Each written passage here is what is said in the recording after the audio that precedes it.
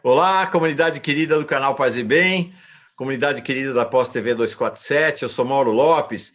Esta é a última aula. Dessa vez é a última aula mesmo. Não vai ter choro nem vela, não tem mais prorrogação. Hoje encerra-se o antológico curso Jesus da História com o professor Pedro Lima Vasconcelos, um curso que era para ter 8 aulas, vamos encerrar com 19, para vocês verem qual o interesse que despertou, não só nas aulas em si, como no esmiuçamento, no abiudamento e até em novos temas que foram surgindo ao longo do curso. Então, das 8 aulas, estamos encerrando com 19 aulas, foi realmente um percurso muito legal, para que vocês tenham uma ideia, vou passar aqui rapidamente pelo nosso percurso. Nós inauguramos com Da Mangueira à Galileia, então o curso começou inspirado, o pessoal fala hoje, com esse gatilho, o gatilho do Samba Enredo e o Desfile da Mangueira. Depois tivemos aula 2, Jesus Histórico, Origens, aula 3, Jesus Histórico, Ações, Palavras e Gestos, aula 4, o mesmo tema, parte 2, aula 5, Cruz e Ressurreição, aí veio Evangelho de Marcos, Mateus, Lucas, mais Atos dos Apóstolos, 2 aulas, Evangelho segundo João, 2 aulas, aí já estamos na 12ª, e aí foram 3 aulas seguidas sobre Paulo, Paulo 1, 2, 3, aí veio a Carta aos Hebreus, Apocalipse de João, os Evangelhos Apócrifos, Jesus no Corão, parte 1, e agora Jesus no Corão, parte 2, encerrando o curso. Ufa, que percurso, hein, Pedro? Bem legal. Pois é, Mauro. Boa tarde a quem nos acompanha. Percurso muito gratificante fazer aqui com vocês. E, enfim, olhando para trás e mirando as projeções que esses temas podem produzir, né? Provocações que eles podem deixar. Então, que o percurso formal continua, mas que aliás, o curso termina, mas que as provocações continuem. É isso aí. Sim. Pedro, semana que vem a gente retoma o Retalhos da Nossa História, ou você vai querer uma folguinha aí, uma semana para dar? Então, vamos retomar. Vamos retomar. Então, semana que vem, voltamos ao Retalhos da Nossa História. Voltamos. Que tal Revolta da Vacina? Fechou. Pandemônio e pandemia. Fantástico. Grande ideia Vamos começar com a Revolta da Vacina. Muito legal. Já em pleno século XX, né? Nós que começamos Exatamente. Lá no século XVI, estamos passando século a século a história. É claro que é um recorte, não é a história do Brasil, é a história do povo brasileiro e das suas lutas, né? Talvez o mais importante recorte da história do Brasil. Semana que vem a gente volta. Hoje encerramos, então, o curso Jesus na História, o Jesus da História. O que nós procuramos fazer nessas 19 aulas, na verdade, o Pedro e nós todos, comunidades, é exatamente ir seguindo os passos de Jesus nos textos bíblicos. E agora, nas 2 últimas aulas, a gente salta dos textos bíblicos ou dos apócrifos para examinar a presença de Jesus no Corão. E já descobrimos na primeira aula que o Corão não está tão longe assim, nem dos evangelhos, nem dos apócrifos. Essa foi uma descoberta bem importante da primeira aula. A segunda aula toda será, já vou saudar a comunidade, será toda aqui, Sura 19 do Corão, ou ao Corão. Nós discutimos, ao Corão é quando não tem o na frente. Ao Corão, porque o ao é o Corão. Tá? Então, o Corão Sagrado, eu tenho essa tradução aqui comigo, mas espero que todo mundo tenha lido, né? Todo mundo ficou de ler a Sura 19. Vamos ver se todo mundo leu para acompanhar. Heloísa Bortoli, mandando boa tarde. José Geraldo da Silva Neto, também. Cristóvão Filho, boa tarde a todos, de Fortaleza.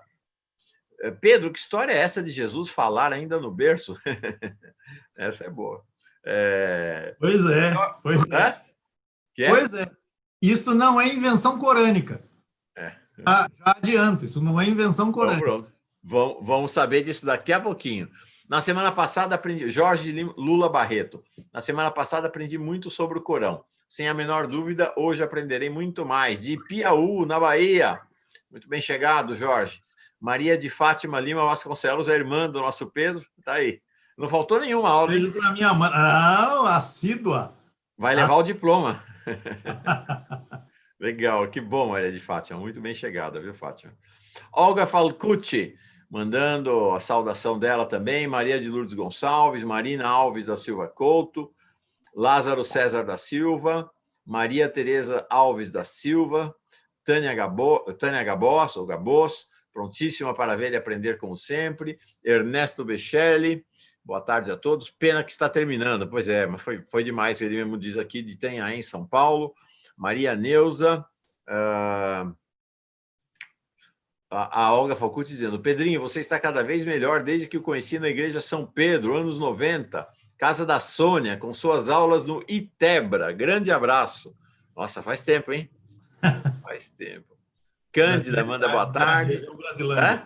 Atividades na região Brasilândia. Legal, coisa muito legal. Brasilândia. Legal. A Ivone Marinho, nossa amicíssima lá de Gravatá, em Pernambuco. Cristiano Aparecido dos Santos, lá de Morungaba, em São Paulo, também vinculado ao CEBI. Cid Couto Chaves, desculpa. Josi Negreiros, nossa moderadora. Silvia. Homero Peixoto do Carmo. A Silvia aqui dizendo: hoje cheguei no horário. Que bom. Jocélio Lima. Opa, que bom que você está aqui de volta. Ele dizendo aqui: depois de muito tempo consigo assistir uma aula ao vivo. Muito bem chegado. Francisco Trindade, de Valência, Rio de Janeiro, ali pertinho da terra do Pedro. Não é isso não, Pedro? Conterrâneo, quase conterrâneo. É isso aí. Helena Rosa de Oliveira, Maria Ercília Guimarães, Marcelo de Melo, saudações texanas, lá do Texas, mandando um abraço dele. Gláucia Barros, de Ipubi, Pernambuco, Helena Rosa de Oliveira. Opa, pulei uma turma aqui. Não vai dar para saudar todo mundo, senão nós vamos gastar metade da aula só saudando. Mas sintam-se todos e todas muitíssimo bem-chegados e chegadas para a última aula do curso Jesus na História. Vamos lá, Pedro, contigo. Então, vamos lá. Então, uma saudação a todo mundo que se encontra aí virtualmente presente na sala virtual, para esse nosso último encontro na história de Jesus na história. Na verdade, foram trajetórias. A gente faz um fio porque há uma sequência de encontros, mas eu espero que ao final do percurso a gente possa perceber como Jesus foi fazendo histórias na vida de tanta gente, a maioria delas anônima, ou melhor, a maioria delas nós não sabemos os nomes. Não é que elas são anônimas, nós não sabemos os nomes. E encontrar no Corão, né, um texto tão denso como este que eu trago como proposta para reflexão, me parece um bom modo de fechar esse percurso, de uma maneira que eu imagino que para muitas pessoas pode soar inusitada. Como assim, no Corão? Bem, as justificativas para isso, para que abordemos Jesus no Corão, de alguma maneira a gente procurou apresentar no encontro passado. Então, se semana passada a reflexão foi mais de cunho teórico, vamos dizer assim, ou com referências teóricas, históricas, né? Hoje, o que eu proponho é um exercício sobre uma passagem do Corão, efetivamente muito significativa, que é a Sura 19, nos seus primeiros 40 versículos, ou, como dizem os muçulmanos, 40 aleias. Aleia é o correspondente ao nosso versículo, assim como Sura, mais ou menos, corresponde àquilo que a gente identifica como capítulo, né, na Bíblia. Então, a ideia qual é? A ideia, como eu falava também na semana passada, é tomar o texto que está no Corão como um texto que tem vida própria antes de estar no Corão. Nesse sentido, quem estava semana passada conosco vai se lembrar, Mauro, da distinção que eu propus entre Jesus no Corão e Jesus no Islã. Eu tive o cuidado de dizer, não vamos tratar de Jesus no Islã, isso é uma outra conversa, muito instigante, muito importante, mas que mereceria um outro espaço, uma outra articulação, que dentro do tempo que a gente tem, a gente já esticou tanto, a gente não dá conta.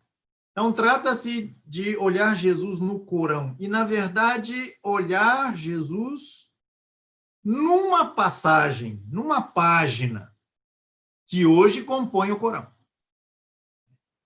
Na semana passada, eu desenvolvi com vocês algumas reflexões apontando o Corão, que a gente conhece hoje, como uma coletânea de suras. O Corão não foi escrito de uma só vez. Houve várias versões, houve vários Corães, até que chegássemos a ter este Corão, que acabou se tornando o texto oficial, digamos assim, no mundo muçulmano.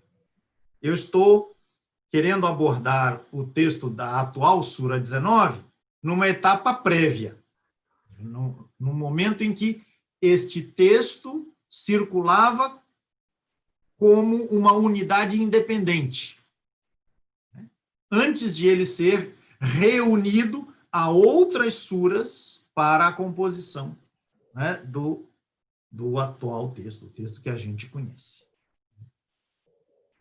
Bem, este texto eu tinha deixado como tarefa a leitura da turma, por parte da turma. Pelo menos uma pessoa leu, a pessoa lá que colocou a questão, que história é essa de Jesus já abrindo a boca e já falando,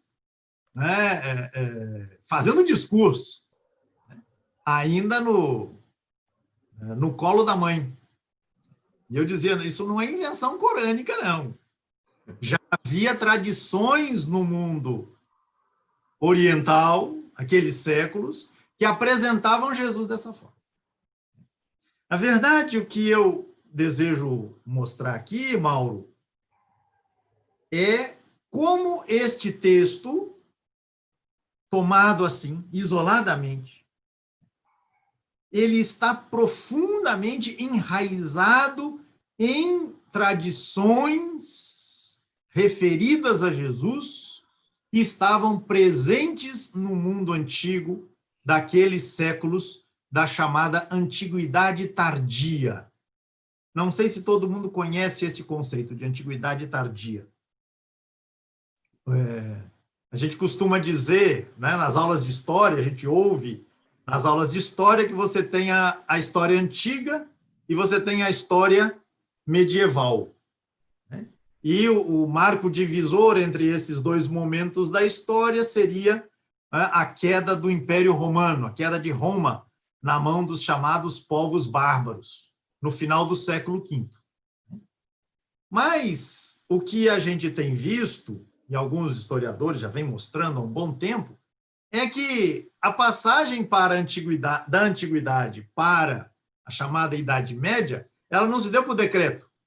Ninguém notou que estava acontecendo essa passagem. Então, alguns autores mostram como, e não podia ser diferente, mas às vezes a gente não nota, como tantas coisas que estão acontecendo naquilo que a gente chamava, ou chama, de Idade Média nos seus primórdios, tem estreita relação com os tempos finais do mundo antigo. Então, para dar conta deste período que vai, digamos aí, do século II, III, até o século VII, VIII, alguns historiadores cunharam essa expressão, Antiguidade Tardia, referindo-se aos séculos finais da Antiguidade e os séculos iniciais da Idade Média, identificando as continuidades entre uma coisa e outra. Então, o Corão enquanto texto, ele é medieval. Mas as suas raízes, e especificamente as raízes, as tradições sobre Jesus, refletidas em textos como a Sura 19, não são medievais. Essas tradições são da antiguidade. Por isso que é pertinente o uso, nesse caso, do conceito de antiguidade tardia. Então, o importante aqui, o que eu pretendo salientar aqui na reflexão com vocês é isso. O vínculo que este texto, como a Sura 19, ele tem com tradições relativas a Jesus que circulavam, que estavam presentes no Oriente Médio nos séculos, nos últimos séculos da Antiguidade, portanto, nos séculos da Antiguidade tardia.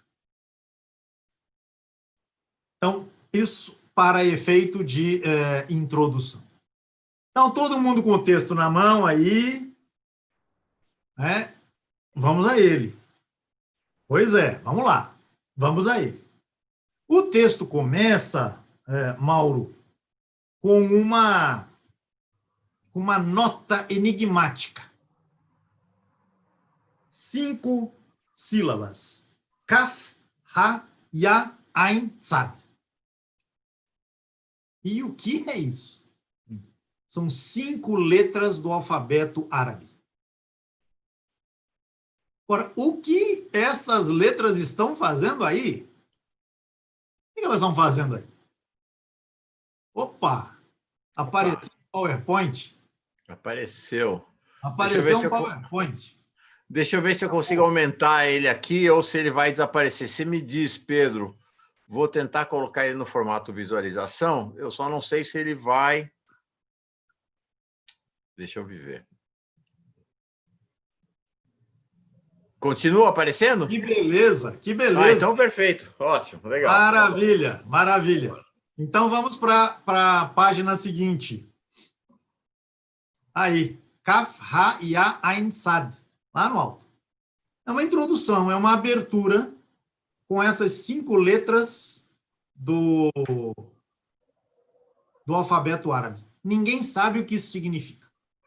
Na tradição muçulmana, isto é chamado de letras enigmáticas.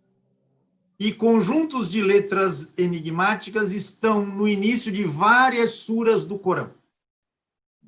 Eu vou me permitir, Mauro, não ficar muito nesse detalhe, mas é uma coisa curiosa, né? É muito provável que haja aí a abreviação de alguma fórmula, de alguma bênção, algo do tipo, ou alguma fórmula mágica de invocação. Há muitas desconfianças, mas a gente não sabe efetivamente a que esse conjunto de letras se refere. Bem, aí vocês vejam, eu coloquei 1A. 1A. Por quê? Porque a sura me parece dividida nesses 40 versículos em 3 momentos principais. O primeiro, que é este que está nesta página, diz respeito ao anúncio do nascimento do filho de Zacarias, um menino de nome João. É só olhar ali no versículo 7, o nome dele está ali. E por que 1A?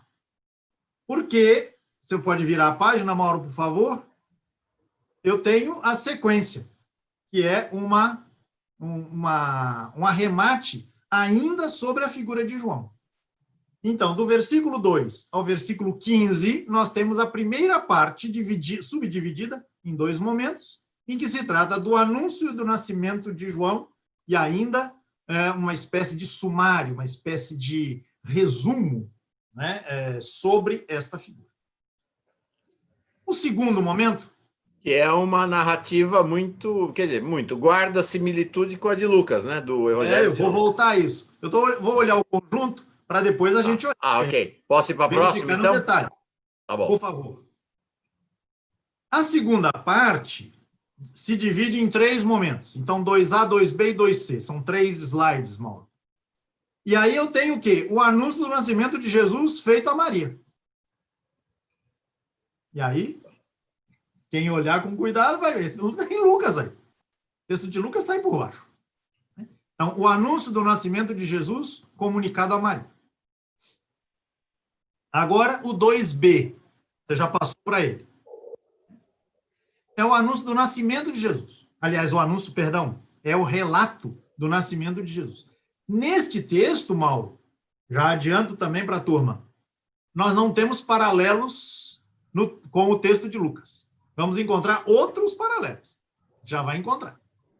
Mas não com o texto de Lucas.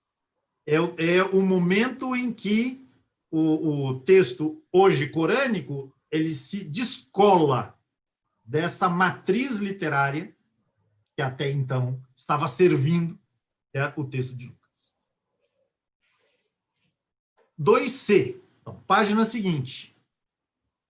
Os momentos subsequentes ao nascimento de Jesus. E neste momento há duas situações em particular. A primeira é um questionamento que é endereçado a Maria. Porque, enfim, vamos tratar depois, né? Que coisa é essa que você fez, né? De você estar com um filho e... Como é isso? Você fez uma coisa grave. Como é que você aparece com um filho? E aí, aquilo que alguém já notou, né? A partir do versículo 30, Jesus toma a palavra e se apresenta e, por consequência, por tabela, defende a integridade, a honradez, a decência, a moralidade de sua mãe. E o texto termina, Mauro, o texto termina, o versículo 33, não, ainda na página anterior, por favor. Perfeito, desculpa. No versículo 33, você tem Jesus falando nos mesmos termos que, recue, por favor, 3 páginas,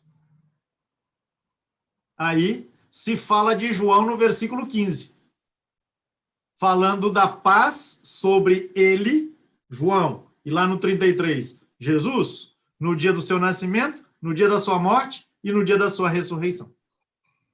O paralelo é evidente. Okay? O que significa dizer que há uma apresentação, né, em paralelo relativa a João, anúncio do seu nascimento e um arremate a respeito da sua vida, e a mesma coisa agora sobre Jesus. Só que no caso de Jesus, a coisa é mais alargada, é mais ampliada. E aí eu tenho a terceira parte do texto, que é o slide seguinte. Exatamente. Então, trata-se de uma espécie de comentário que o narrador faz a respeito de Jesus. E o texto termina, vejam o versículo 37, referindo-se a divergências entre as seitas a respeito de Jesus. Elas divergem entre elas a respeito de Jesus. Portanto, quem escreve o texto constata que havia divisões, havia tensões, divergências, polêmicas entre grupos vinculados a Jesus. Nada mais adequado para dizer do cenário em que estes textos estavam sendo escritos. Nós falamos disso semana passada, né? Os textos que acabaram por serem coletados, dando origem ao Corão, né, que nós conhecemos. Então, esse é o texto, Mauro, assim, de maneira geral, para a turma toda ter uma ideia dele. Agora, quando a gente volta para olhar os detalhes, e aí eu peço, então, que você retorne, por favor. Aí. A primeira coisa a ser observada é aquilo que você já mencionou, né? O parentesco, grosso modo, entre a narrativa hoje corânica e o texto lucano, o primeiro capítulo do Evangelho segundo Lucas, é notório. Então, um exercício aí para a turma fazer quando possível, né? Pegar esse texto da Sura 19 e comparar com o texto de Lucas, né? Que trata justamente do anúncio do nascimento de João, o anúncio do nascimento de Jesus. Então, esse é um detalhe interessantíssimo e que levanta a pergunta, né, Mauro? Como é que quem escreveu esse texto teve acesso ao texto lucano? Ou a pergunta poderia ser outra: teve acesso ao texto lucano, ao texto escrito? Conheceu o texto por alguma versão que foi feita dele? Creio que eu já mencionei, Mauro, em algum encontro passado, mas não custa mencionar novamente, que no século II, no final do século II, foi feito por um autor chamado Taciano, foi feita uma espécie de harmonização dos evangelhos. Ele tomou os 4 evangelhos que viriam a entrar a compor o Novo Testamento e provavelmente mais algum outro, né, não se sabe direito, e ele compôs uma narração sequencial. Então, ele ia juntando elementos encontrados num evangelho, em outro, e deu a esse material uma linearidade, uma sequência narrativa, como se fosse uma sequência cronológica. Então, é possível que, por exemplo, a base para esse texto da Sura 19 não fosse o Evangelho segundo Lucas, mas fosse o Diatessaron, a obra justamente produzida por Taciano. E eu digo isso por quê? Porque durante séculos, Mauro, durante séculos, nas igrejas orientais, e quando eu falo igrejas orientais, aqui eu estou me referindo a igrejas do Oriente Médio, igrejas na Síria, no Egito, na Mesopotâmia, não eram usados os 4 evangelhos. O que era usado no culto, na instrução, na leitura, enfim, no cotidiano destas igrejas, o livro por excelência era o Diatessaron. Era um só, em vez de 4 evangelhos. O Diatessaron se apresentava como este evangelho que dava conta dos 4, que juntava os 4. Portanto, um único texto para referir-se a Jesus. E aí, Mauro, há um detalhe interessante. Em várias passagens do Corão, quando se faz referência a um texto referido a Jesus, se fala de evangelho no singular. Não se fala de evangelhos no plural. Isso talvez permita a questão, permita a dúvida, permita a interrogação. Será que no ambiente em que esse texto começou a ser gestado, começou a ser pensado, começou a ser articulado, será que nesse ambiente se lia não Lucas, não os 4 evangelhos, mas o Diatessaron? É uma possibilidade. É uma possibilidade.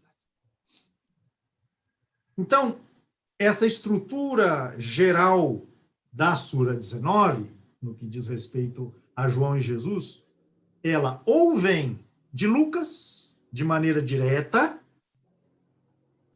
ou pela via do Diatessaron. Se chegou a quem escreveu de maneira oral ou de maneira escrita, isso a gente não sabe. Provavelmente terá chegado das 2 formas. Oralidade e escrita, fazendo aí um trabalho conjunto. Isso, e aí, quando a gente se dá conta desses detalhes, Mauro, desse detalhe geral, a gente vai se dando conta de pequenos detalhes. E eu só posso chamar a atenção de alguns, não dá para destacar muitos. Por exemplo, Mauro, não sei se você já havia notado, eu só fui notar isso quando comecei a estudar o Corão. Veja, o Corão me ajudou a ler melhor Lucas. No texto de Lucas, o anjo Gabriel, quando aparece a Zacarias, ele diz assim: tua oração foi ouvida e tua mulher ficará grávida, dará à luz um filho. Só nesse momento é que o leitor, a leitora, quem está ouvindo o texto, fica sabendo que Zacarias sonhava em ter um filho. E rezava a Deus por isso. Mas a oração de Zacarias, propriamente dita, não aparece em Lucas. O que faz o texto corânico? Insere a oração de Zacarias. Vou pôr aqui. Ali no versículo 3, no versículo 4, 5, 6. A oração de Zacarias pedindo um descendente. Então, não só o texto corânico, entendam aqui texto corânico, né? O texto que a gente conhece hoje, presente no Corão. O texto corânico, ele retoma a tradição, mas ele amplia, ele acrescenta, ele completa naquilo que ele entende que é um elemento que esclarece, né, quem está lendo, quem está ouvindo, sobre a demanda, sobre o desejo profundo que Zacarias tinha de ter um herdeiro. Por outro lado, Mauro, veja, já estamos com a página aberta aí, veja o versículo 11. Então ele voltou do santuário ao povo. Aqui acontece como que o inverso. Até o versículo 11, a gente não sabia que o Zacarias estava no santuário. No começo do texto não se diz que ele estava no santuário. Mas o texto de Lucas diz que ele estava. No texto de Lucas aparece claramente, ele estava oferecendo sacrifícios, ele era sacerdote, etc, etc. Isto que está no texto de Lucas não é necessário retomar aqui. Não sei se consigo deixar clara a ideia. O texto corânico tem como texto subjacente, como tradição subjacente, aquela narrativa que, em última instância, deriva do texto lucano, passando ou não pelo diatessaron. Então, ou o Corão supõe Lucas, ou o Corão completa Lucas, ou o Corão corrige Lucas. Ele corrige, Mauro. Porque, veja, você conhece bem o texto. Você se lembra que no texto de Lucas,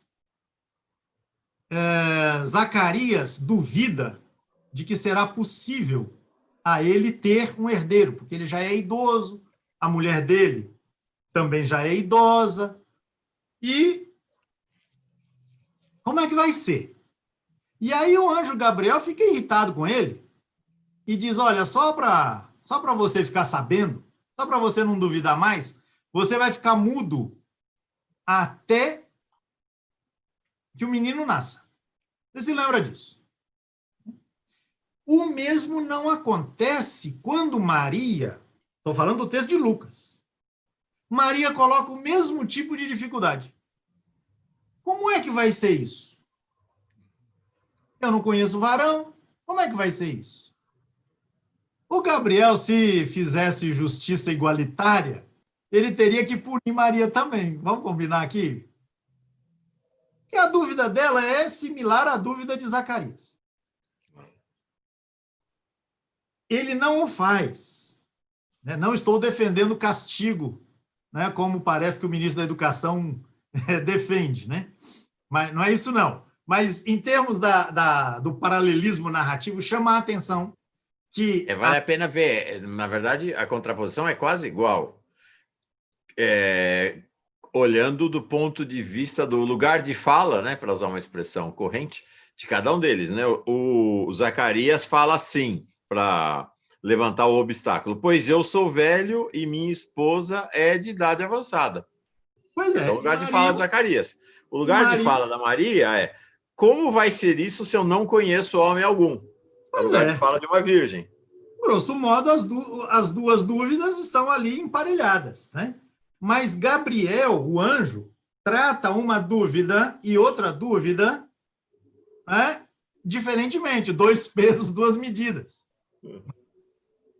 Nada contra o Gabriel, seria bom que ele não tivesse punido o Zacarias. Mas o que faz o Corão, mal? Ele transforma a mudez de Zacarias em um sinal.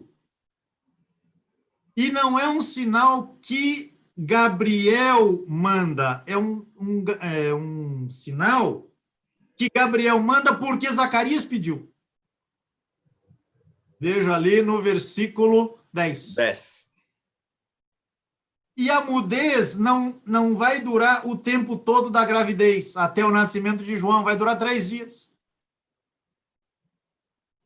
Ou seja, o texto corânico, vocês estão me fazendo entender, Mauro, o texto corânico como que reequilibra, ou ele coloca as duas situações, né, com desfechos mais próximos. Se o Zacarias ficou mudo, primeiro, não foi por tanto tempo, foi só por 3 dias. Segundo, ele ficou mudo porque ele pediu um sinal. E aí o Gabriel deu um sinal potente. Foi isso que eu chamei, Mauro, de correção ao texto lucano, ou correção à tradição, né, oriunda do texto lucano, né, percorrendo os séculos até o tempo em que o texto corânico será escrito. Então, veja, a relação com Lucas e Diatessaron, né? Ela é muito profunda, não só por conta da estrutura geral da narração, mas também no detalhe. O Corão supõe este pano de fundo lucano ou do Diatessaron, ele acrescenta, ele supõe e ele, entre aspas, corrige a narrativa que ele supõe que seus ouvintes, suas ouvintes, conheçam. Esse é o dado fundamental. O Corão, isso não vale só para esse texto, não vale para muitos textos que estão no Corão. Ele supõe, estes textos supõem, da plateia inicial, do público inicial, para o qual esses textos foram pensados, um conhecimento das narrativas de matriz bíblica. E quando eu falo matriz bíblica aqui, eu incluo os apócrifos. Eu incluo as referências também dos apócrifos, tanto judeus quanto cristãos. Agora, Mauro, antes de a gente passar adiante, porque nós estamos falando de João, a gente tem que falar de Jesus, né? Agora, só uma coisa interessante Diga. é que essa formulação, essa história que você nos narra, então ela supõe o seguinte, que nesse ambiente do que a gente conhece hoje como Islã, Jesus era um tema corrente. Porque se havia até um pressuposto de que esse trecho da história era conhecido pelos leitores ou pelos ouvintes da história oralizada, o pressuposto é que a história de Jesus era corrente nessas comunidades. Pois é. Portanto, a distância de Jesus em relação a essa turma que a gente chama hoje do Islã, do islamismo, né, não tem nada do que a gente imagina. Não, e por isso a importância daquilo que a gente comentava na semana passada, a necessidade de não tomar o Corão como um produto das areias desérticas perdidas na Península Arábica, como se a Arábia fosse uma ilha, né, completamente distanciada do Oriente Médio. A gente insistiu muito nisso semana passada, né? A origem do Corão e do Islã não é alienígena, não caiu pronto do céu. Não, o seu material tradicional no sentido de elementos da tradição que vão sendo transmitidos de uma forma ou de outra, né, vem de longa data. Vem de longa data. E, especificamente aqui, que nos interessa, Jesus. Jesus tem uma presença enorme, imensa, no Corão e no Islã. Isso é um dado que, no mundo ocidental, praticamente se ignora.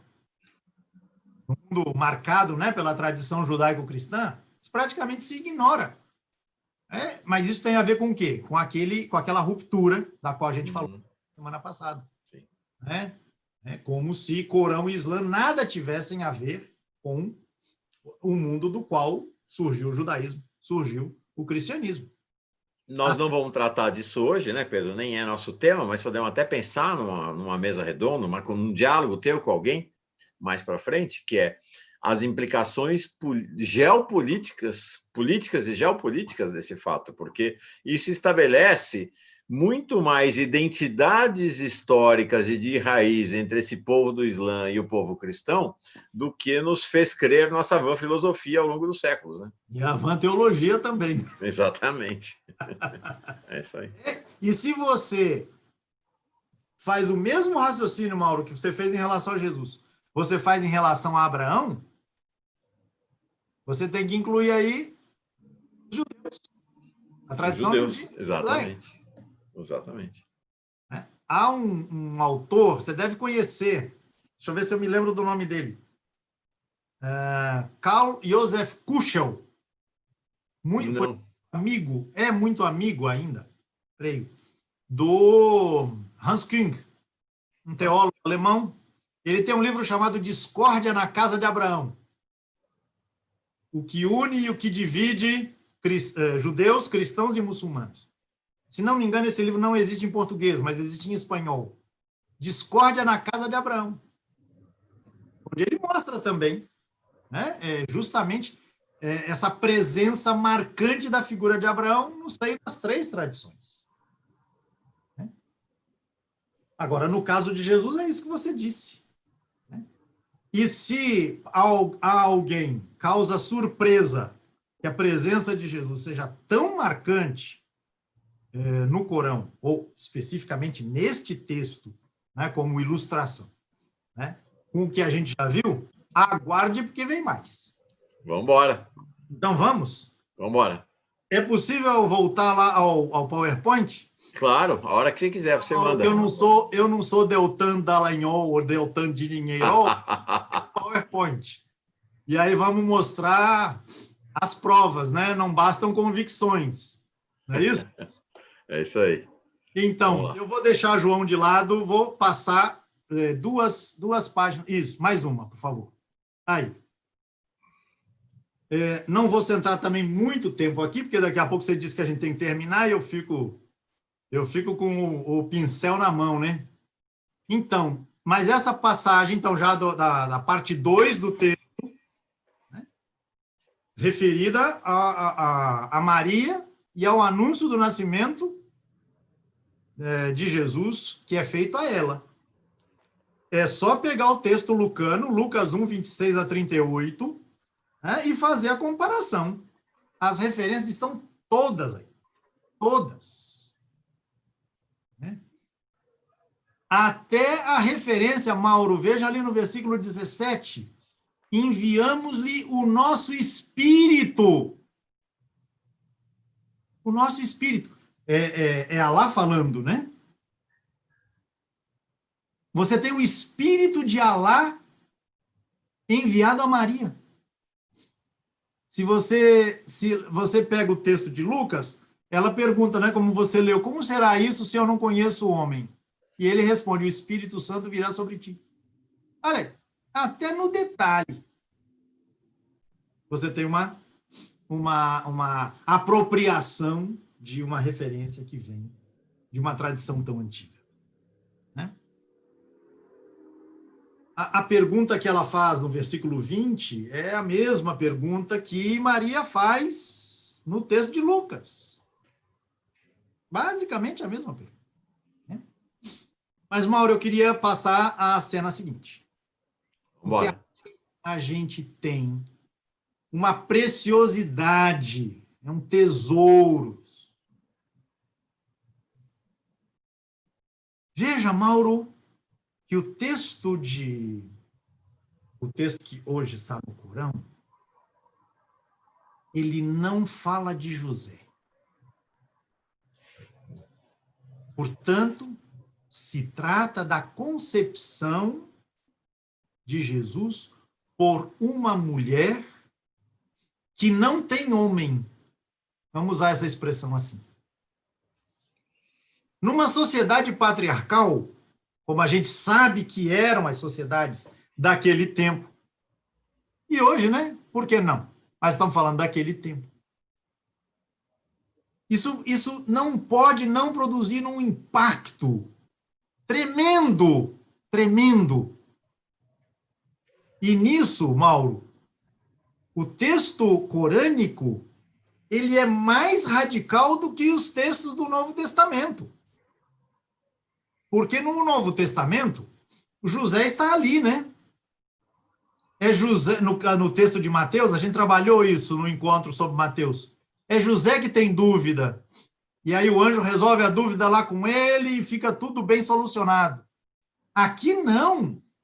Aqui a situação de Maria, ela a enfrenta só.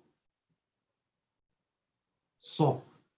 Então vejam as marcas que o texto apresenta para falar deste isolamento, dessa solidão de Maria. Então veja lá. Então ela o concebeu e retirou-se com ele a um lugar afastado.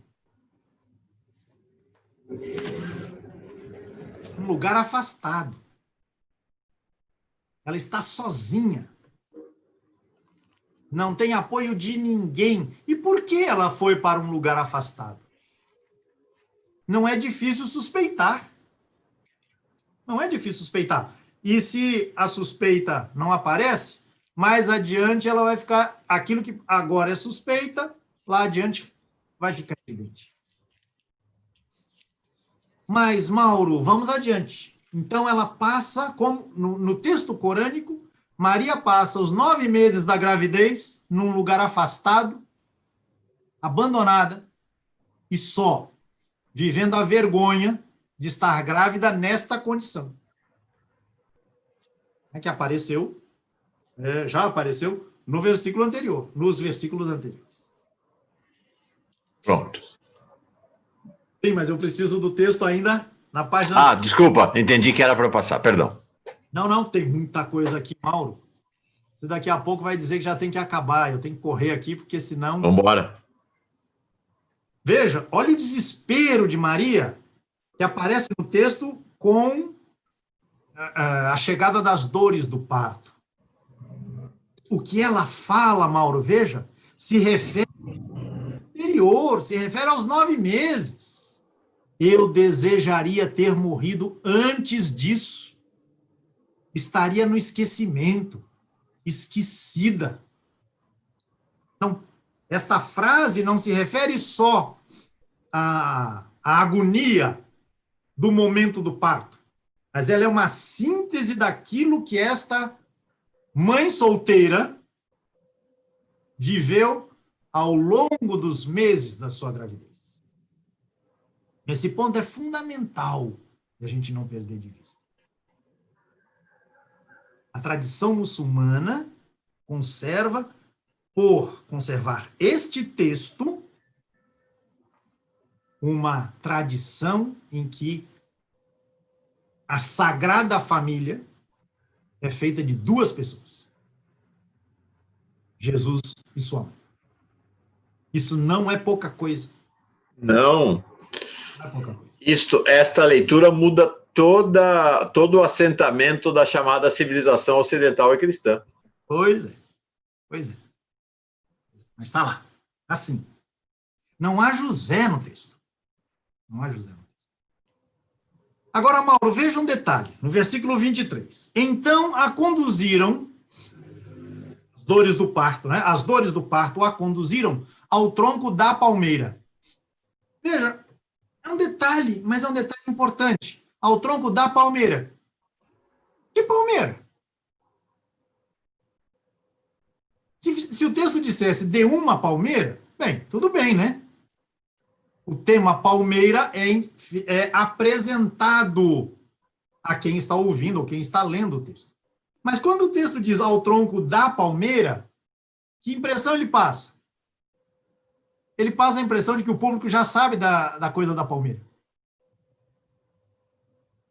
É como se dissesse o tronco daquela palmeira. Sabe aquela palmeira? É. As dores do parto a conduziram ao tronco da palmeira. E aí a gente tem o quê? Uma narração do nascimento de Jesus em que o lugar é, primeiro, afastado, e no meio deste lugar afastado havia esta tal palmeira. Ou seja, o presépio deste texto é uma palmeira. Sentido, Mauro, eu lhe pediria, se possível, que mostrasse para a nossa turma a primeira das imagens que eu mandei.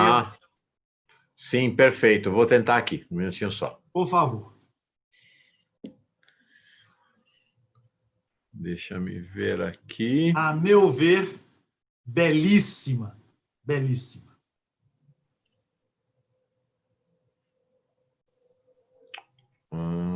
Desculpa. Será que vai? Vai. Sempre vai. Deixa eu ver. Coisa boa. Trata-se de uma gravura, aliás, de uma espécie de mosaico. Veja que maravilha, Mauro. Uhum. É a capa do nossa aula. É a capa do nosso encontro. O que a gente tem aí? Justamente uma palmeira. Essa foto, Mauro, ela é do piso de uma igreja que foi recentemente encontrada nas imediações de Jerusalém. Agora, todos os detalhes são fundamentais. Qual é o nome desta igreja? Igreja Catisma. Catisma. K-A-T-H-I-S-M-A. Quem quiser depois procurar na internet vai encontrar outras imagens, mas essa aí é a mais expressiva. Catisma, Mauro, significa sede, assentamento. É um lugar em que você se senta. Igreja Catisma. Igreja Catisma Theotokos, para completar o nome. Essa é uma expressão em grego, que significa assentamento da Mãe de Deus.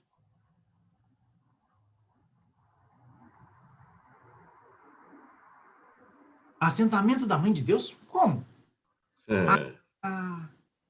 O lugar em que, segundo uma determinada tradição, que não ficou hegemônica, a Mãe de Deus parou, se assentou para dar à luz o seu filho.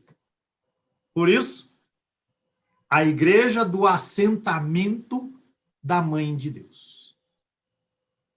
Maravilha. E no piso, Mauro, o que você tem? Você tem um mosaico maravilhoso como esse. Que é uma evocação evidente a esse versículo do Corão. Pode ser isso, mas pode ser o contrário.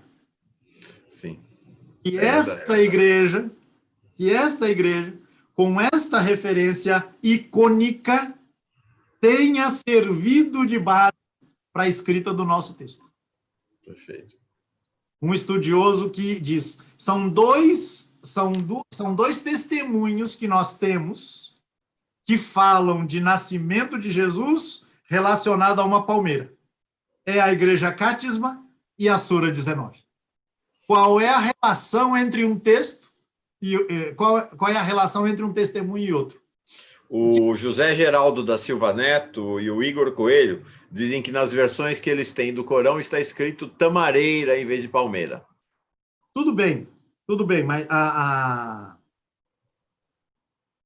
você tem essa diferença mesmo de tradução. Mas a palavra geral é palmeira. E aí você tem essa relação, né, entre esse testemunho, que é maravilhoso, essa imagem é lindíssima, e o texto corânico. Ora, essa igreja, Mauro, ela é anterior, em 2 séculos mais ou menos, ao tempo em que se supõe que esse texto do Corão tenha sido escrito.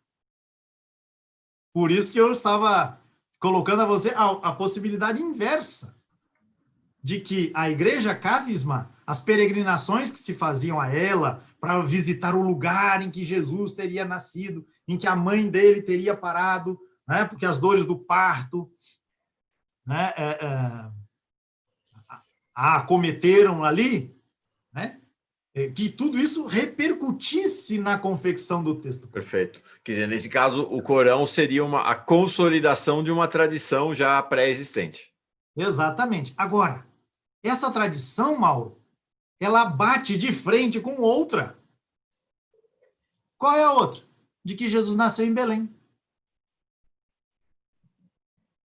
Esta igreja, ela está entre Jerusalém e Belém. Entre Jerusalém e Belém, a distância é de mais ou menos 8 quilômetros. Mas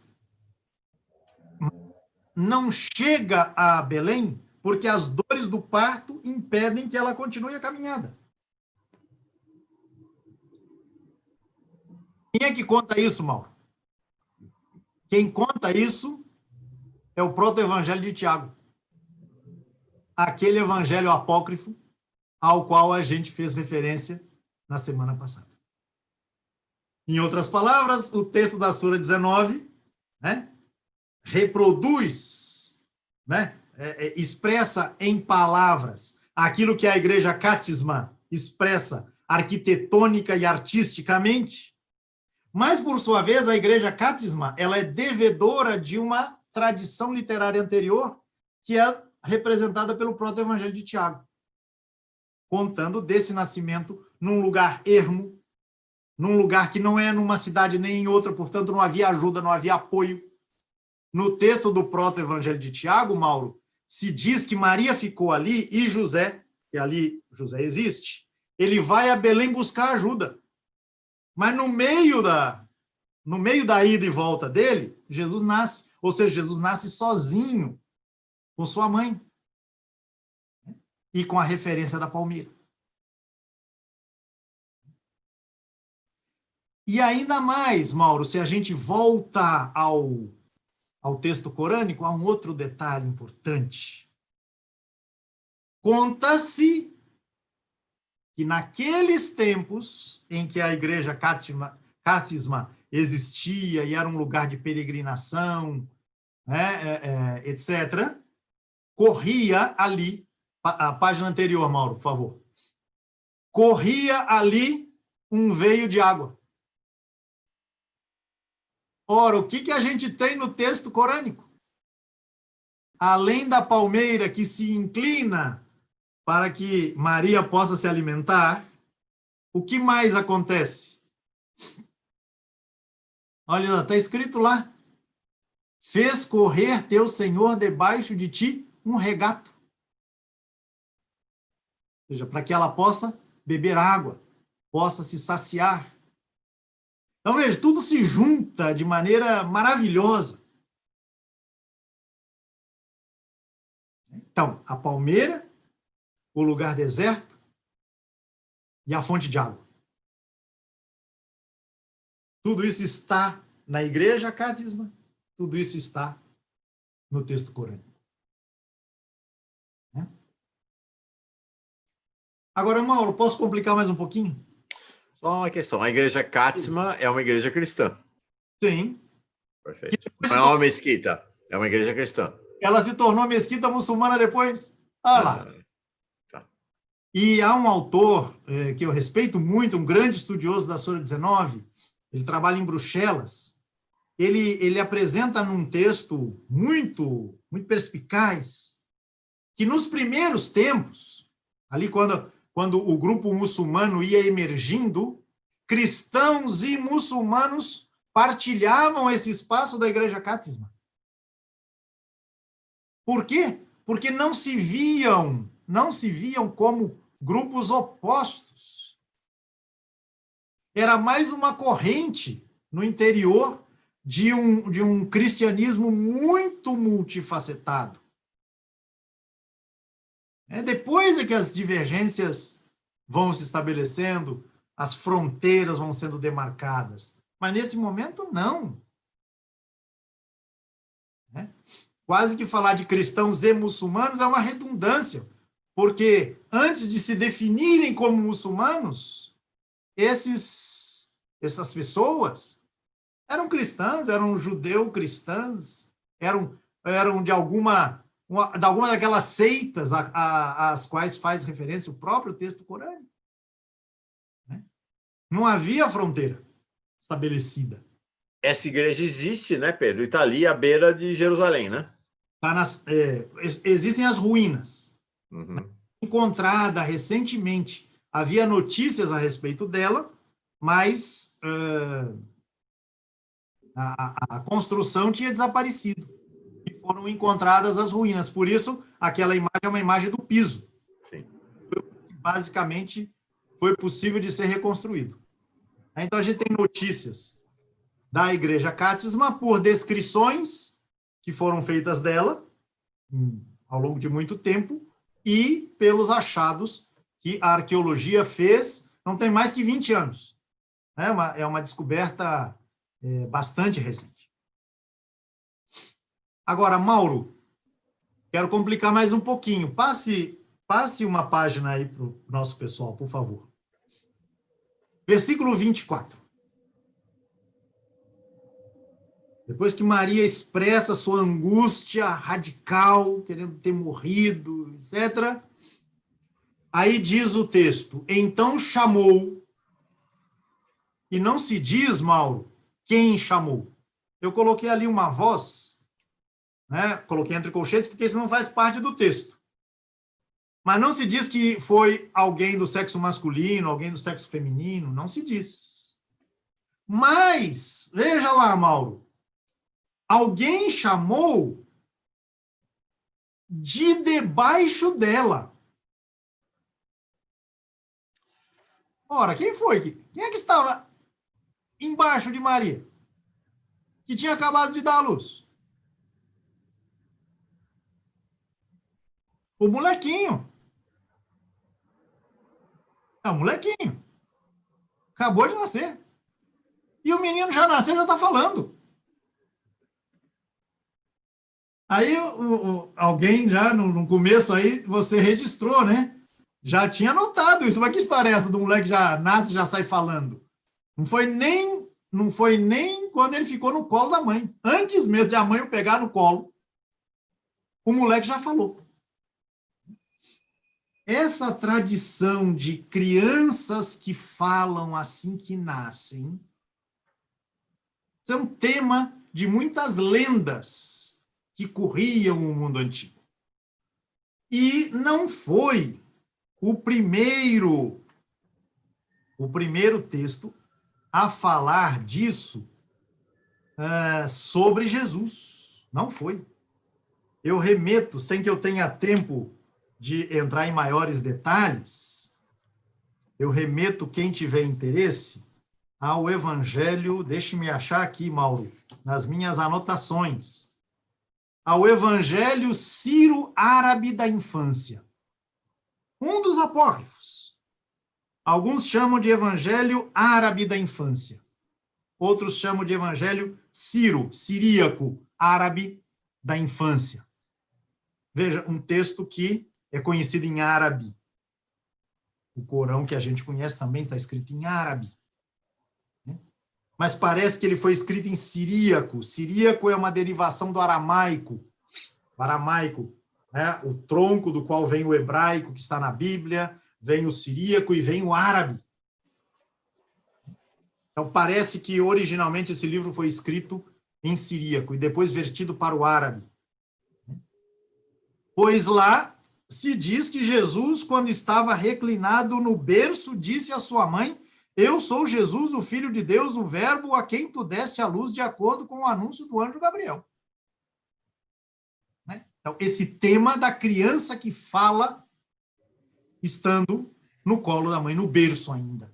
Né? Esse é um tema da literatura, de muitas lendas que circulavam no mundo antigo, e já se fazia uso desse tema para apresentar um Jesus maravilhoso, grandioso, né? Antecipando as grandezas que ele haveria de realizar, né, no decorrer da sua vida.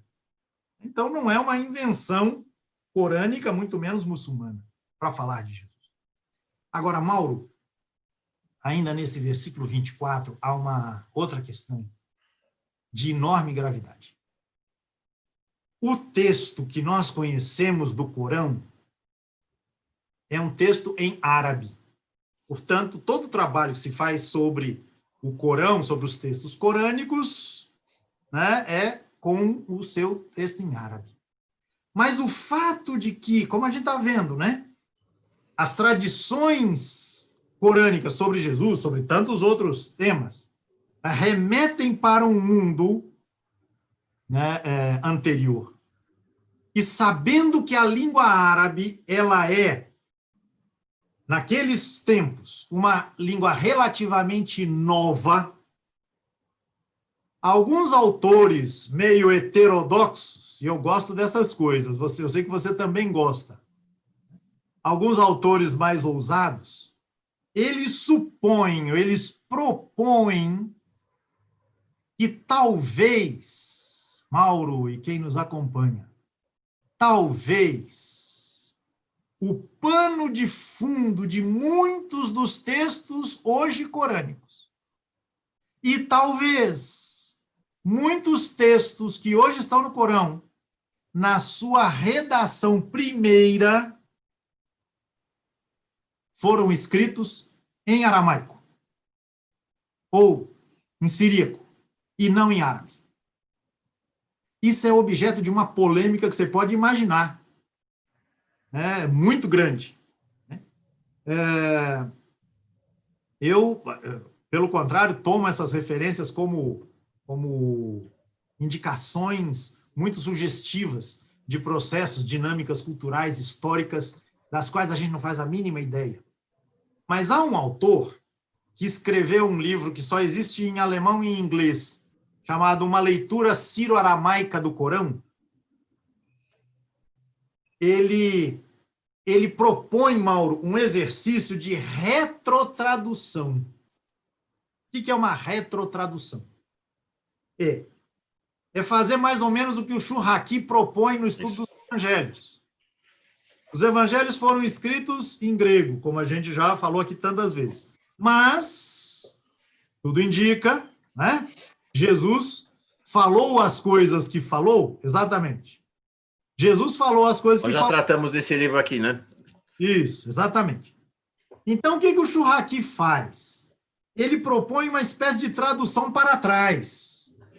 Ele tenta imaginar o que pode ser o pano de fundo aramaico dos textos que hoje a gente só conhece em grego. Este autor, chamado Christoph Luxemburg, propõe uma coisa semelhante para o Corão. Ele diz, olha, se a gente fizer uma retrotradução do árabe para o aramaico, para o siríaco, nós vamos entender determinadas passagens do Corão aparentemente obscuras, porque elas existem. Se você toma o texto a partir da versão árabe, você vai ter determinados desafios interpretativos que, se você fizer esse movimento para trás, você pode clarear. Pois muito bem, ele pegou esse versículo 24 da Sura 19 e fez esse exercício. Eu não vou entrar nos detalhes como é que isso funciona, senão vai muito longe. A gente vai muito longe. Sabe o que apareceu como resultado, Mauro? Esta voz que chamou de debaixo de Maria, disse para ela, não te atormentes, o Senhor fez legítimo o teu parto. Uau! Uau! Ou seja, então, onde lemos, não te atormentes, porque fez correr teu Senhor debaixo de ti um regato, a gente lê o quê, Pedro? Porque o Senhor tornou o seu parto legítimo. Ou seja, a fala desta voz, muito provavelmente é a voz do menino, é uma fala que legitima de antemão a figura de Maria diante da cena que vem logo adiante, nós vamos comentá-la. Mas que evidencia ainda mais a dramaticidade envolvida nesta cena. A gente não pode passar por ela de maneira despercebida. Está em jogo aqui algo absolutamente fundamental, sobre o lugar de Maria, sobre a honradez dela na lógica da sociedade patriarcal. E o Luxemburg propõe que a gente possa levar em consideração essa possibilidade de tradução que, e agora é um outro autor, é um francês, que mostra isso, esta versão, essa outra leitura do versículo 24, Mauro, aparece numa antiquíssima versão do Corão escrita em turco.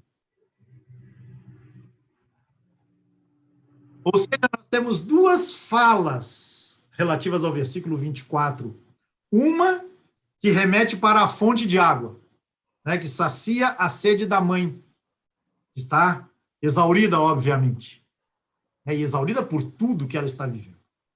E a outra versão que legitima o parto dessa mulher e dá um tapa na cara, da maneira preconceituosa e desqualificadora com que a sociedade patriarcal vai se referir a ela, e a gente vai ver isso já. Mauro, este tema da legitimidade do nascimento de Jesus, a legitimidade da concepção, isso era um tema que corria muito forte no mundo da antiguidade tardia no Oriente Médio. Isso aparece, a gente comentou alguma coisa disso lá no texto de Mateus, aparece no texto de Lucas de maneira quase disfarçada, aparece no texto de João, numa passagem, noutra passagem, mas não de maneira tão explícita, tão aberta, como nesta passagem corânica. Agora, se a gente vai à história dos séculos que separam Jesus da época dos textos corânicos, a gente vai encontrar inúmeros testemunhos dando conta de que essa era uma questão polêmica. Um filósofo platônico romano chamado Celso, vivendo no século II, ele acusa o cristianismo de propagar uma moralidade indecente e uma proposta inaceitável para os altos padrões de moralidade do Império Romano, ao apresentar Jesus nascido de uma mulher nestas condições. Ele vai falar, inclusive, que ela foi estuprada, foi um soldado romano que a violentou, e daí nasceu Jesus, e os cristãos encobriram isso, transformando-a em virgem, e coisas do tipo.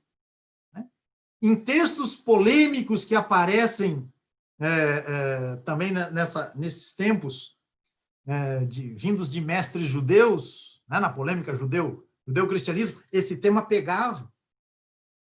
Então, veja como, nesse caso, o texto corânico é cristão na polêmica contra os judeus. É interessante isso. Ao mesmo tempo que o texto é judeu na contraposição ao cristianismo, quando diz que Jesus não é filho de Deus. Veja como as coisas estão relacionadas umas com as outras. Não dá para pensar a partir de fronteiras. É preciso pensar na simbiose. Agora, esse texto é muito grave, porque ele significa uma ressignificação do lugar da mulher na sociedade, completo. Completo. Na lugar, ele desmonta a sociedade patriarcal por completo. E, Mauro, Maria é a única mulher no Corão mencionada pelo nome. Que é mencionada pelo nome no Corão? É a única mencionada pelo nome. Você viu aí? E é o nome da sura. Agora, quem é Maria? É esta mulher. Né? Cuja trajetória é apresentada assim, de maneira crua. Não tem retoque, não tem o José que recebe a visita do anjo e faz o arranjo e o acerto. Nada. Sim, sim. Cru. E tão cru, e agora eu peço a você que volte lá no PowerPoint e mostre a página seguinte. Claro. Quando Maria volta. A página seguinte, por favor. Sim, tô tentando aqui, peraí. Ah, ok. Pronto, foi. Isso. Quando Maria, então, volta do lugar isolado em que ela se encontrava e em que ela pariu. Então, ela veio com ele, ou seja, veio com ele no colo. E olha o que dizem dela. Ó, Maria, certamente fizeste uma coisa muito grave. Ó, irmã de Arão, quero ver se tenho tempo de comentar essa expressão também. Teu pai não foi um homem do mal, nem tua mãe uma depravada. Assim ela foi recebida.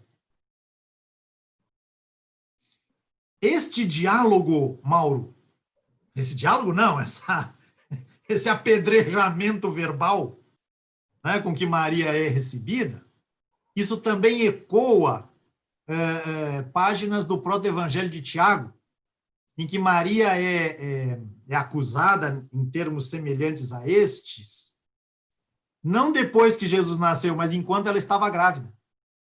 E José tinha viajado. Na narração do proto-evangelho de Tiago, José tinha feito uma longa viagem e, nesse meio tempo, Maria aparece grávida. Portanto, ela só pode ter, cometido algo de muita gravidade. Então, ela volta e ela recebe esse apedrejamento moral. Ela é chamada, Mauro, de ó irmã de Arão. Se o pessoal que nos está acompanhando aqui vai se lembrar, Arão era o irmão de Moisés. E os dois tinham uma irmã, chamada Miriam. Você se lembra, Mauro, do cântico de Miriam? Sim. Cântico que o povo hebreu entoa depois que atravessa o Mar Vermelho. É o cântico de Miriam, irmã de Moisés. Maria aqui é chamada de irmã de Arão. Assim, a uma distância de mais de 1000 anos. Mas, Mauro, Maria, mãe de Jesus, era apresentada em textos cristãos em associação com a Miriam, irmã de Moisés.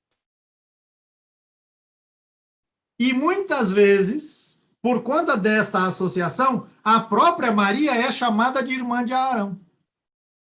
Por conta desse parentesco, desse vínculo que se estabelecia entre as duas Marias. De sorte que, mais uma vez, a gente tem aqui o texto corânico se apropriando, se utilizando de uma forma muito comum de chamar Maria naquelas circunstâncias, naqueles ambientes, naqueles contextos. Não se trata de um erro, como muitas vezes se disse. Quem escreveu o Corão não sabia que a Miriam, irmã de Moisés, é uma e Maria é outra. Não. É que havia esse tipo de aproximação, vinculando duas personagens, né, por conta de características comuns que se atribuíam a elas. Então, vejam em que termos ela é recebida. E aí, Maria, o que faz? Ela aponta para o bebê. Afinal de contas, ela já fez a experiência, na cena anterior, de ter a sua condição resgatada da lama pelo filho que tinha acabado de nascer. O que é que você tem aqui agora? Ela aponta para o filho, como se dissessem, falem com ele. Aí os seus interlocutores, seus antagonistas dizem, não, mas a gente vai falar com uma criança que está no colo, que está no berço. Como assim? E aí Jesus, o menino, no colo da mãe, toma a palavra. E no que toma a palavra, Mauro, quem nos acompanha, ele faz um duplo movimento. Um duplo movimento. Ele, numa única proclamação, ele defende a mãe e se apresenta.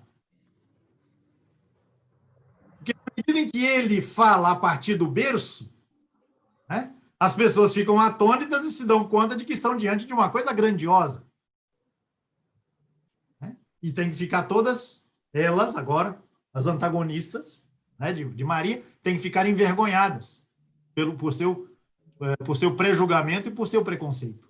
Então, Jesus, ele ao mesmo tempo defende a mãe, defende a honradez da mãe, legitima ou proclama a legitimidade do parto diante do povo, diante do seu povo, como diz ali o versículo 27, e se apresenta.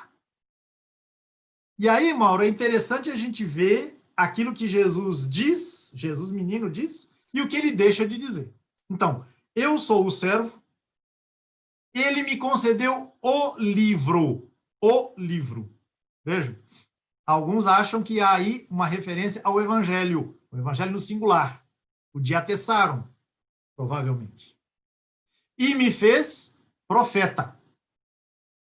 Profeta. Esta é a categoria fundamental com a qual Jesus é reconhecido, reverenciado na tradição inaugurada com o Corão, ou que se alimenta do Corão, que é a tradição muçulmana. Ele me fez abençoado onde quer que eu esteja e me encomendou. Mauro, veja só um detalhe aqui.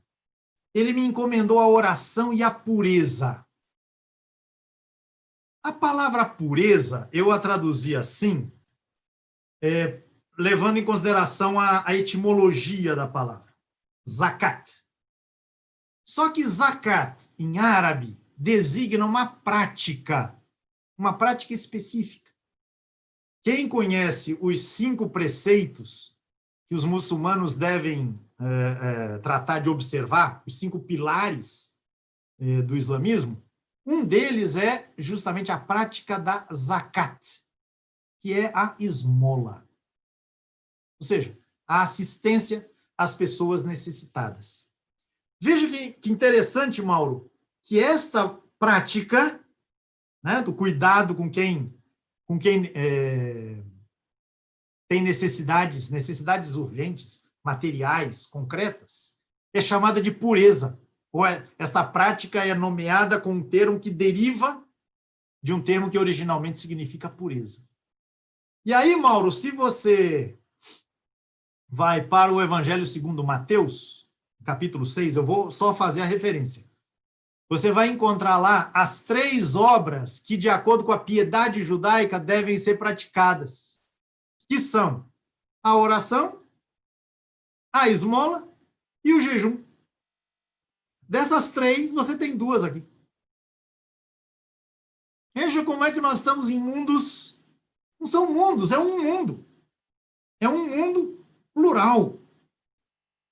Mas essas tradições, esses testemunhos todos são variantes, são versões diferenciadas, plurais, coloridas, de um mesmo mundo caleidoscópico. Se a gente terminar esse encontro e essa ideia tiver ficado clara, eu vou me dar por muito satisfeito. Não são mundos paralelos, concorrentes. Claro que há concorrência, há paralelos, mas é um mundo de muitas convergências, muitas conversas, muitos encontros, desencontros, divergências, discussões, polêmicas, etc.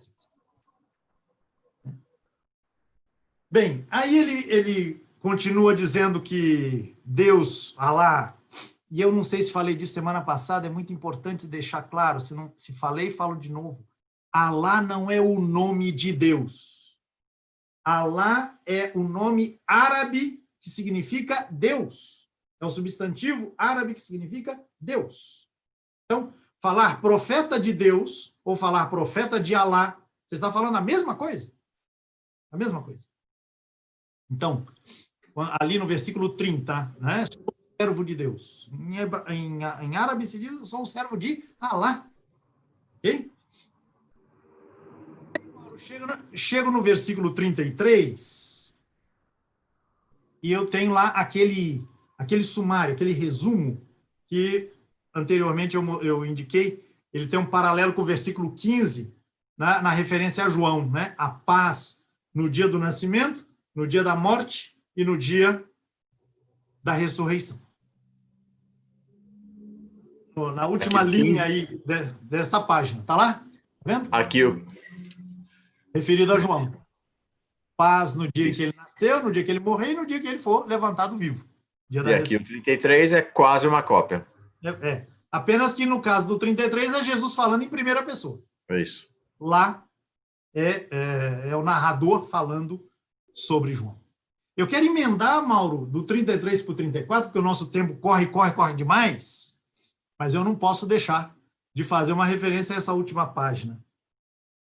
Aqui a gente sai do terreno da narração, né, que remete o tempo todo, espero que tenha ficado claro, remete o tempo todo para tradições do passado. Tradições que estão no Novo Testamento, tradições que estão nos apócrifos, tradições que estão na Bíblia judaica. Por exemplo, Mauro, esqueci de mencionar, mas deixa eu fazer uma referência rápida. O nascimento de Jesus no deserto com sua mãe, só eles dois, faz pensar na cena do nascimento de Ismael. Lá no livro do Gênesis, você lembra dessa passagem? No capítulo 16, no capítulo 21 do Gênesis, em que Ismael nasce no meio do deserto com Agar, escrava de Abraão. Ora, Ismael é o antepassado dos árabes. Ou seja, o nascimento de Jesus que é contado tendo como elemento de inspiração, né, aquilo que se contava sobre o nascimento do patriarca por excelência do mundo árabe, que é Ismael. Mas, enfim, isso para colocar referências que remetem também para a Bíblia judaica, não só para o Novo Testamento e para os apócrifos cristãos, digamos assim. Mas vamos à última página, porque, inclusive, a gente tem mais uma imagem para mostrar para a turma, né, Mauro? Sim. Então, o versículo 33, o versículo 34, este é Jesus, filho de Maria, um dito de verdade, da qual duvidam. É inadmissível que Deus tenha tomado um filho, glória a ele. Quando decreta uma ordem, então diz, seja, e é.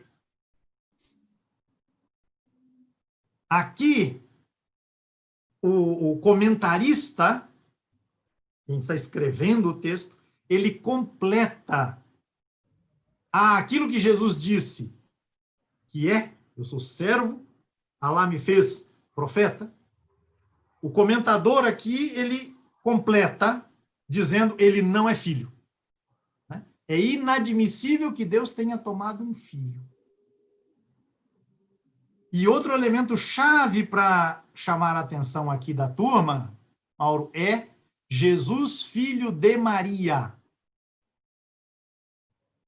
Mas não é isso que apareceu na narração toda? A família de Jesus é Maria e Jesus. Ponto. Ponto. Apenas em Marcos, a gente tem, no Novo Testamento, Mauro, Jesus chamado de filho de Maria. Nos outros evangelhos, ele é filho de José. Mesmo que não seja, né? Mas ele é chamado de filho de José. Por quê? Porque na sociedade patriarcal, o fulano é reconhecido, é identificado a partir do pai. No Corão, Jesus é sempre Maria. Ou seja, o texto corânico leva à extrema radicalidade, né? A cena e as circunstâncias que envolveram a concepção e o nascimento de Jesus.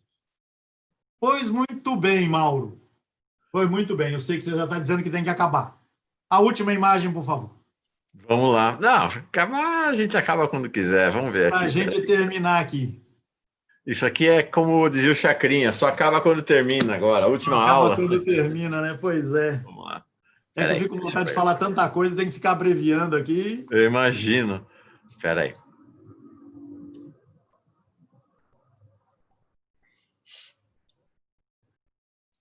Será que a imagem aparece?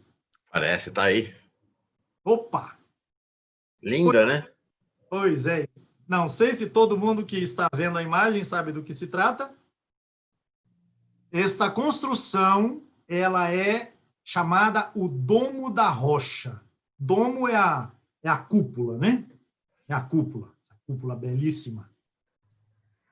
E esta construção, Mauro, ela foi erguida no ano 691, 692 da nossa era.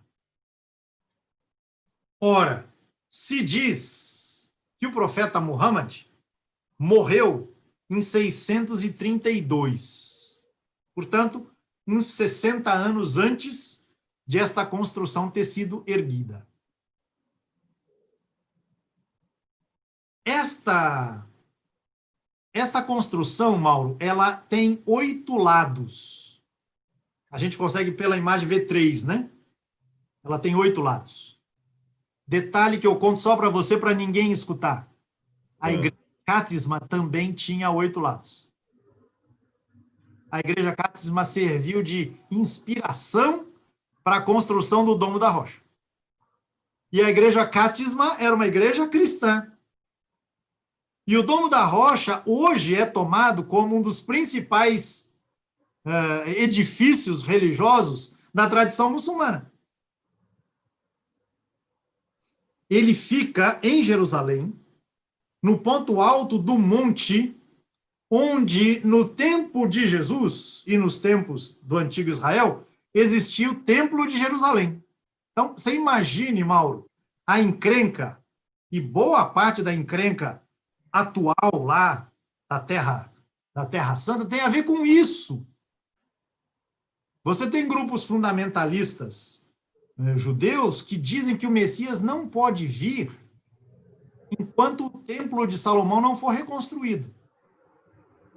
Só que para o Templo de Salomão ser reconstruído, é preciso destruir o Domo da Rocha e uma mesquita que existe logo à frente do Domo da Rocha. Você imagina a confusão. O Muro das Lamentações, que muita gente conhece, está próximo daí. Sim. Ali é o olho do furacão, né? Exatamente, é o umbigo do mundo. É o umbigo do mundo. Mas, Mauro, eu preciso que você coloque a imagem de novo. Desculpa aí. Oxe, claro. Desculpa, rapaz. Porque não, eu preciso desculpa mostrar não. Desculpa um eu que para você e para a turma. Desculpa eu que tirei antes da hora. Peraí, tá aí. Mesmo que a gente não saiba árabe. Você está vendo, Mauro, acima da porta há um arco, tá certo? Da porta. Aí acima um pouquinho. Isso, aí tá ótimo, tá maravilhoso. Quase no alto dessa parte que olha para nós, você tem, subindo um pouco, você tem uma série de linhas ali emaranhadas. Tá vendo ali? Dá para ver? Dá. Aqui, né? Não, mais para cima, vai subir. Aqui em cima. Isso, essa linha aí. Perfeito. Não, mais para baixo. Aí. Sim, ótimo. Isso aí. Ótimo, maravilhoso. São estas linhas aqui? Essas linhas aí. Tá. Essas linhas, Mauro, não sei se é deste lado, mas é que em todos os lados da construção, essa fileira segue. E você tem o correspondente a isso na parte interna da construção. Sabe o que você tem, entre outras coisas? Os versículos 33, 34 e 35 da Sura 19. Fantástico. Produzidos aí. Quais versículos? versículos. Aqueles em que Jesus fala da paz no dia do seu nascimento, no dia da sua morte, no dia da sua ressurreição. Aquele versículo que o mostra como filho de Maria, e aquele versículo em que se diz que é inadmissível que Deus tenha tido um filho, que no caso seria Jesus. Mauro, esses versículos são tão importantes que eles estão estampados, reproduzidos nas inscrições do Domo da Rocha, a primeira construção conhecida que se costuma chamar de construção muçulmana. E é curioso porque, em vez de falar de Muhammad, em vez de falar, vai falar de Jesus. Há algumas passagens que estão reproduzidas nessas inscrições que a tradição muçulmana atribui ou diz que são referidas a Muhammad. Mas isso é discutível. Não vou entrar nesse pormenor agora. Mas estes versículos estão lá para quem quiser ver. Mauro, meu caro, a primeira construção que se apresenta como muçulmana, falando de Jesus. Incrível, incrível. E mostrando Jesus nesta configuração. Profeta, servo, alguém que recebe o livro, que tem a paz desde o nascimento até a sua ressurreição, é o filho de Maria, Deus faz quando ele quer que aconteça, acontece, mas não é filho dele. Ou seja... E não é que o Corão... Nós estamos falando da Sura 19. Não é que o Corão tenha 20 suras, então pronto, tá, escolheu... Não, o Corão tem 114 suras, então tá escolhido ali a dedo. Pois é. Ou, quem sabe, e essa é uma hipótese que a mim me agrada muitíssimo, e meu amigo lá de Sevilha, que eu já citei várias vezes, compartilha dessa ideia. Provavelmente, na época que o Domo da Rocha foi construído, o Corão não estava pronto.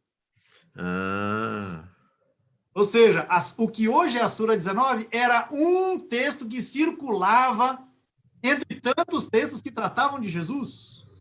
Agora, esta versão de Jesus é acolhida no interior de um grupo que, por processos históricos aí que a gente não teve tempo de destacar, conquista Jerusalém e vai construir uma igreja. Uhum. Mas uma igreja mesquita, enfim, um lugar de culto que reconhece a centralidade de Jesus, mas não nos termos que, por exemplo, os textos do Novo Testamento vão afirmar. Sim. O Concílio de Nicéia vai afirmar, o Concílio de Calcedônia vai afirmar. Sim. Então, esse mesmo autor, Christoph Luxemburg, ele vai propor, é muito ousado isso, mas eu gosto das ousadias que elas fazem pensar, sim, que quem fez a inscrição, e era um rei, Abd al-Malik, ele fosse um cristão muçulmano. Está ali no caminho de estabelecer uma identidade diferenciada, mas essa diferença ainda não foi estabelecida, a ponto de que a discussão sobre Jesus é mais central do que qualquer outra coisa, a ponto de merecer que esses versículos sejam reproduzidos nessas inscrições do Domo da Rocha. E vale lembrar que, naquele tempo, mesmo dentro daquilo que nós hoje chamamos de cristianismo, a questão da divindade de Jesus não era pacífica, não era um dado. Essa questão estava em aberto ali. Pois é. Por isso que o texto vai logo adiante dizer as seitas divergiram a esse respeito. Ou seja, havia vários reconhecimentos de Jesus. E o que o Domo da Rocha expressa? O que a hoje Sura 19 expressa é uma compreensão de Jesus, antes de ser a inspiração para o entendimento muçulmano de Jesus. Não sei se fica clara a ideia, se eu conseguir expressar a ideia. Esse era um entendimento de Jesus que concorria com outros. Então, Jesus não é indigno, a mãe dele não é indigna, contra tanta gente que dizia que eram, mas ele não é filho de Deus, como tantos outros diziam. Né? Esquematicamente, a Sura 19, o Domo da Rocha, são cristãs frente ao judaísmo que nega em Jesus a messianidade, ou esse lugar privilegiado na relação com Deus. Mas a Sura 19 e o Domo da Rocha são judeus na hora que negam a pretensão de vários segmentos cristãos de tomarem Jesus como Deus. Legal. O que mostra esse emaranhado fascinante, né, que devia ser este mundo em que tantas imagens e compreensões de Jesus circulavam, trombavam, convergiam, divergiam, etc, etc. Que maravilha, Pedro. E aí vai trazer para nós dimensões, novas dimensões daquilo que nós imaginamos ser religião, religiosidade, espiritualidade. Hoje eu estou falando, esse programa está sendo transmitido ao vivo nesta segunda-feira, dia 13 de julho, agora são 18 horas e 44 minutos. No Giro das 11 desta segunda-feira, então, de manhã cedo, na transição da manhã para a tarde, eu fiz leitura de um pequeno trecho de um profeta ou de um poeta do islamismo, Ibn Arabi, poeta, profeta Ibn Arabi, que foi trazido quem trouxe à luz hoje, quem lembrou desse texto hoje, foi o nosso Faustino Teixeira, que está lá no hospital em Juiz de Fora, esperando a pega da sua nova medula, né, fazendo a sua jornada, mas isso não quer dizer que ele esteja ausente aqui de se comunicar, de conversar, de dialogar com a gente, em que o Ibn Arabi, estou pegando aqui, acho que tem tudo a ver com o que o Pedro está falando agora. Ibn Arabi diz assim, nós não devemos... Um minutinho só. Ibn Arabi diz assim, quem se assenta unicamente sobre a sua religião perde muitos bens. Não é? Então, estas religiões ossificadas, né, dogmatizadas, institucionalizadas, escritas em pedra, elas fazem com que a gente perca essa riqueza, né? Essa maravilha de pensar que cristianismo, judaísmo e islamismo são, de fato, bons primos, né? Bons primos. Boas primas. E eu recomendo, mais uma vez, a leitura do livro do Emílio Gonzalez Ferrin, A Angústia de Abraão, em que ele trata de mostrar justamente como o judaísmo, cristianismo e islamismo são repartições de cartas do mesmo baralho. Se num tempo era possível falar de uma repartição dupla, né, de maneira mais evidente, de maneira mais visível, chega um momento que não dá. Aparecem três. Né? Esse baralho, dividido em dois, entrou num túnel, ninguém viu o que aconteceu lá dentro, quando esse baralho saiu do outro lado, saiu dividido em três partes.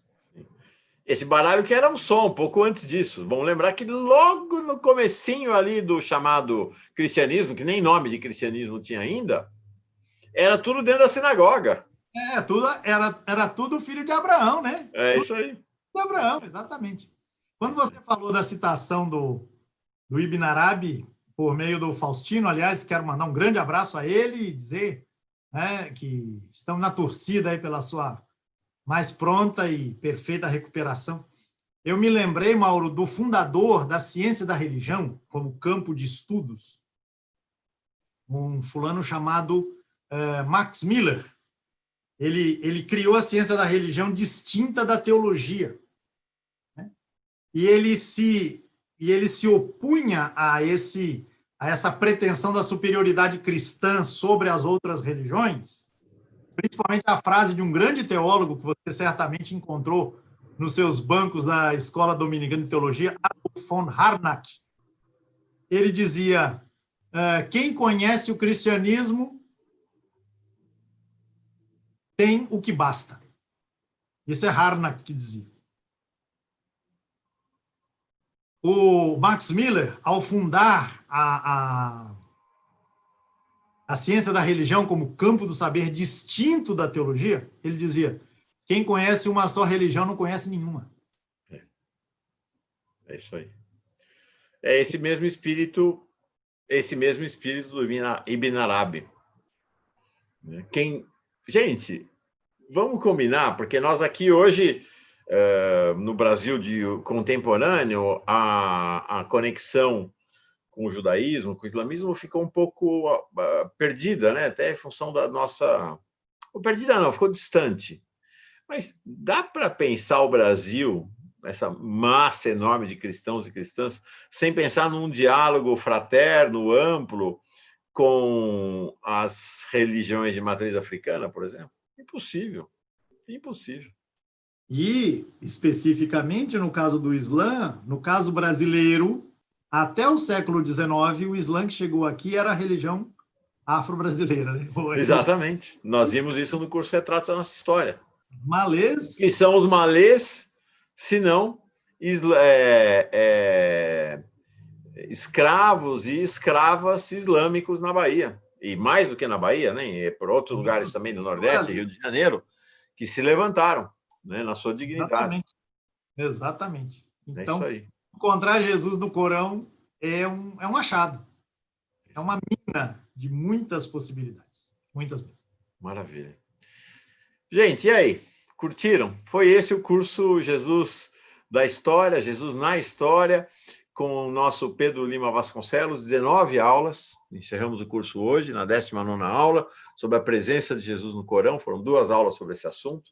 Então, no começo dessa aula, passei sobre cada um dos nossos encontros, 19 encontros.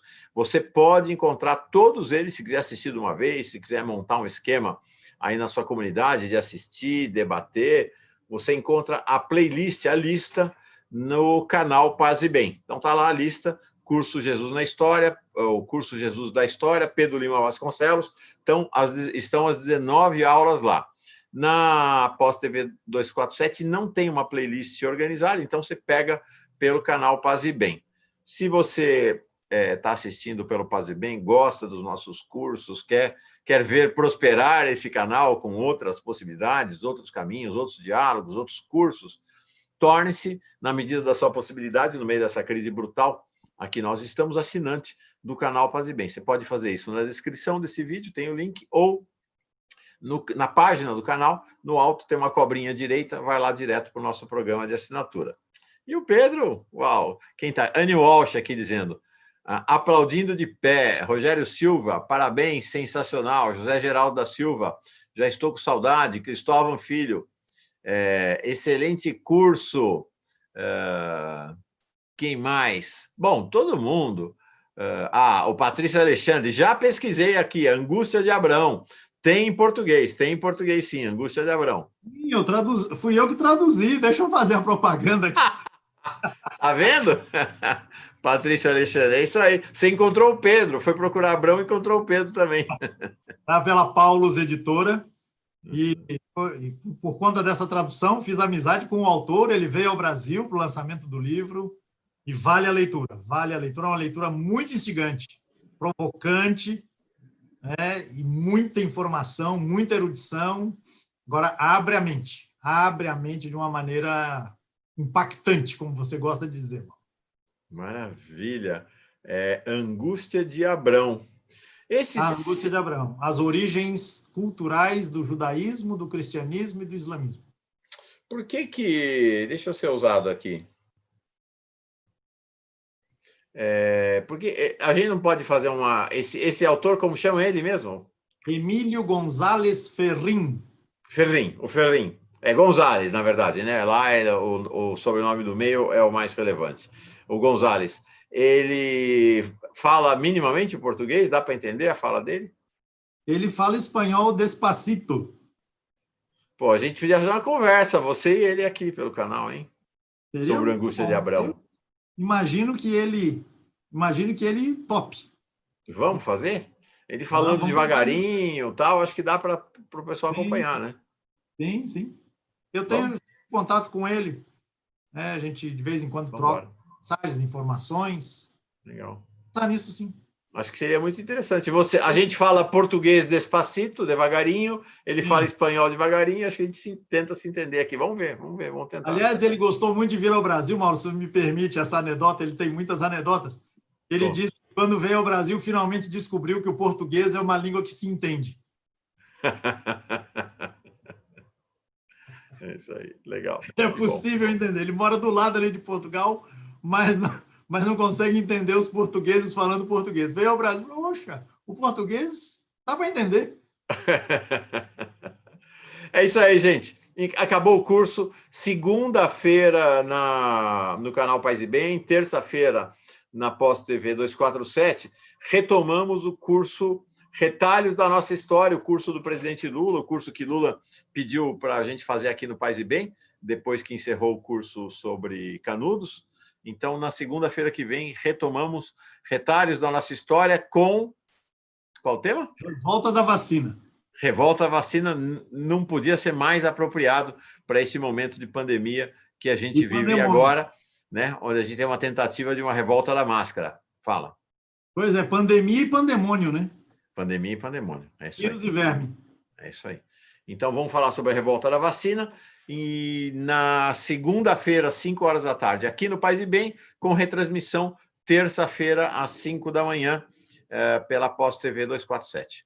Pedro, nossa, cara, obrigado, homem. Foi muito bom. Eu que agradeço, Mauro, pela abertura, pela possibilidade de pensar em voz alta aqui, trocar ideias, ouvir as repercussões do pessoal que acompanhou. Também quero agradecer a cada qual que deixou sua mensagem, né, porque eu trato de olhar depois e considerando, e vamos ver depois se ficarem questões, né? Quem sabe nessa conversa com o Emílio a gente consiga retomar, né? E aí com a expertise dele, com a trajetória dele já de muito mais tempo, né? E esclarecendo outros elementos, né, dessa temática que é fascinante. Enfim, muito obrigado a você e a quem nos acompanhou esse tempo todo. Mas semana que vem retomamos aí os retalhos. Retalhos da nossa história. É isso aí. Mais uma jornada com Pedro Lima Vasconcelos. Gratidão ao nosso professor. Gente boa e querida. Paz e bem. Paz e bem. Grande abraço.